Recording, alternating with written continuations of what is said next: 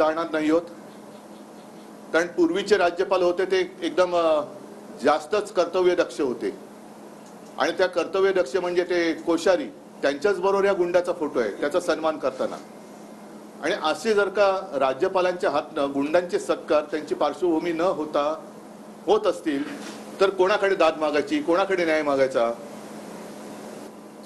गेले काही दिवस जे मी म्हणालो त्याच्यामध्ये मग 1-1.5 वर्षापूर्वी गणपती बाप्पाच्या विसर्जनाच्या मिरवणूक एका आमदाराने गोळीबार केला, त्याच्यावरती कोणती कारवाई झाली नाही, त्याला कदाचित क्लीन चिट पण दिली असेल। जिथे ही घटना घडली बोरिवली दहिसर भागात तिथल्याच बाजूच्या आमदाराच्या मुलांनी एका बिल्डर पुत्राचं अपहरण केलं होतं, त्याच्यावरती काही कारवाई झाली नाही।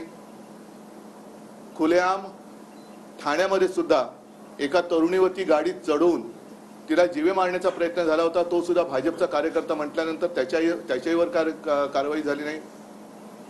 कालच पुण्यामध्ये निखिल वागळे, विश्वंभर चौधरी, असीम सरोदे म्हणजे असीम सरोदेनी अत्यंत उत्तमरित्या ह्यांचं जे काही बेबंदशाही चाललेली आहे, सर्वोच्च न्यायालयाचे सगळे जे काही नियम आहेत त्यांनी जी काही आखून दिलेली चौकट आहे होती ती धाब्यावरती बसवून या लवादाने जो काही निर्णय दिला त्याचं वस्त्रहरण असीम सरोदेनी अत्यंत उत्तम पद्धतीने केलं। या तिघांवरती काल जीवघेणा हल्ला केला।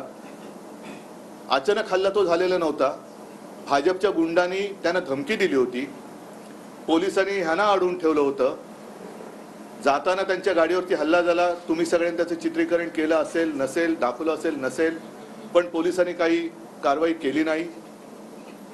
कालच आपल्या पोलीस महासंचालिका ज्या आहेत रश्मी शुक्लाजी, त्यांनी एक पत्र लिहिलेलं आहे जनतेला उद्देशून। मला नाही आठवत असं पत्र गेल्या काही वर्षांमध्ये अथवा गेल्या संपूर्ण कालखंडामध्ये महाराष्ट्राच्या पोलीस प्रमुखांनी जनतेला उद्देशून दिलं असेल। त्याच्यामध्ये मला असं वाटतं की एक थोडी तरी माणुसकी, जिवंतपणा ह्या शुक्लाबाईंकडे आहे, म्हणूनच त्यांना ते कळले की आता पोलिसांवरती जनतेचा विश्वास राहिलेला नाही।